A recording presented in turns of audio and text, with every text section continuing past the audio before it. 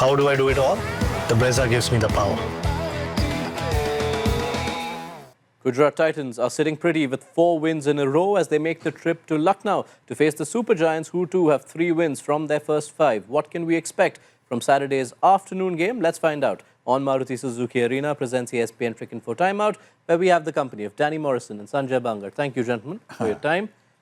Two teams who have a very similar base. Their top order does the bulk of the scoring. I think it's more than 2/3 of the runs for both these teams that have come from their top threes. How do you contrast those sets of batters? Two different strategies, even though the top 3 is scoring the bulk of the runs. Here you have LSG with an all-attack strategy, and you have a GT who plays very conservatively. I don't think they are a team who go into bat thinking that they would score 200, but LSG on the other hand, they walk into bat with that intent of getting over 220. So that, I believe, is a big difference between both these batting units. It's interesting because Gujarat Titans, despite setting up conservatively, as Sanjay points out, have been scoring at 10s. So something's really working.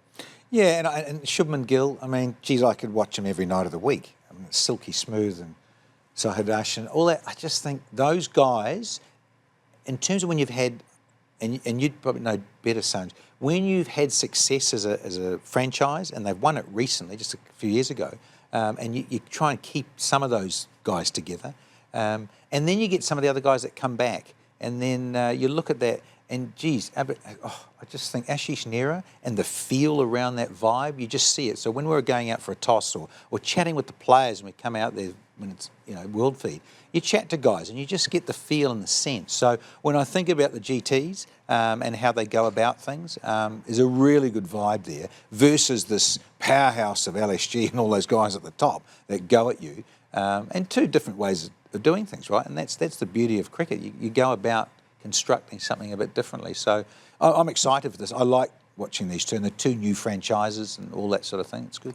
When we consider those top threes, do you feel the sense of dependence on the top 3 is a lot more for Lucknow, given what we've seen from the rest of their batters so far? Both actually are sailing in the same boat. You see, for instance, LSG, they have David Miller, whereas you have a Sherfin Rutherford doing the job for GT. Yes, one difference is the form of Rishabh Pant. They would expect him to come good at some stage in this league so far. Maybe midway could be the best time for him to strike some form. But apart from that, GT have been quite intelligent in their use of the resource at number 4. They've kept that as a floating position, used Shahrukh at times, Washington Sundar at times. They have Tewatia who can do the job. So at the moment, you can't really make a massive difference between both these types, except for the fact that both those players, both those teams approach the T20 game differently while they're batting. The flexibility of GT's plans with their number 4, as Sanjay points out. You had Washington Sundar come in and hit 49 of 29. Saw that, but they didn't stay married to the idea. The next game, they used Shah Rukh Khan. Is that flexibility going to serve them well? 100%. And I think that's just T20. You have to be able to do that, and then you have to be able to adapt what's in front of you or what the opposition have scored, and then the pitch. We've heard all about that. The conditions have changed a bit. They vary around the country, all of that sort of thing. So, yeah, I just think you've got to be flexible. And certainly we're touching on this game, but certain men in yellow and what have you, the pressure they're under, and you think about that flexibility. Real importance of 4 to 7 is huge in a batting order, and you've got to have that flexibility. Otherwise, you're going to get left behind. The one area where the Titans do enter as the stronger, at least on early season form, is when you look at the bowling attacks. You've seen Mohammad Siraj doing well, Prasidh Krishna, Sai Kishore, and in the last game, Rashid Khan also had his first good outing of the season. Do you see GT as among the best bowling attacks of the competition so far?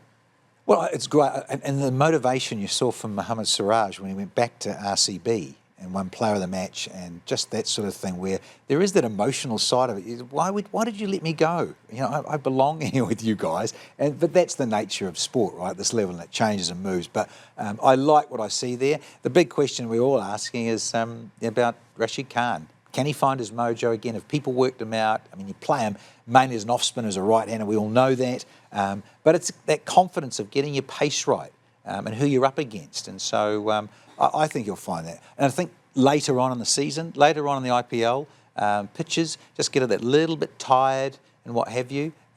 We'll just see. I would not underestimate Rashid Khan not coming back. Lucknow have what has been among the more destructive batting sides in the power play. Gujarat have been among the best bowling sides in the power play. You feel how that contest pans out will have a huge bearing on this game? Well, I'm still not really convinced that, okay, the four seamers that they are using at the moment, GT, are their best seam bowling options in that sense, because they're missing Rabada. Kodzi, whether he's still available for selection, we do not really know. And there are two left-handers, left-arm seamers in there who are a little bit untested in Arshad and Kulwant Kejrolia. So, to rattle somebody like a Makram or a Marsh, or for that matter Nicky P, you require a little bit of zip as well, somebody who could be slightly quicker in the air, and for that thing I believe that they could be tested in this game at LSG. Play oracle for us, Mr. Morrison. The baking heat, Ekana on a Saturday afternoon. Which way do you see that battle going? Lucknow's batters and Gujarat's bowlers in the power play. Everyone likes to bowl first, regardless. It's funny, isn't it? And a day game, that's why I sort of queried that at Kolkata the other day. It was a day game, and you think, and as it turned out, that 238 was enough. That pressure, when you get over 220, 230, it mounts up, and psychologically you've scored that. So it'll be fascinating to see when the coin goes up and which way they want to go, and pile on a big score, LSG, and put that pressure on and see if they can do that. The heat.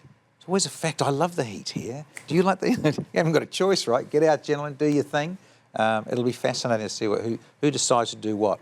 Right. Let's see how it goes. Thank you so much, Danny, Sanjay, for setting up the game for us.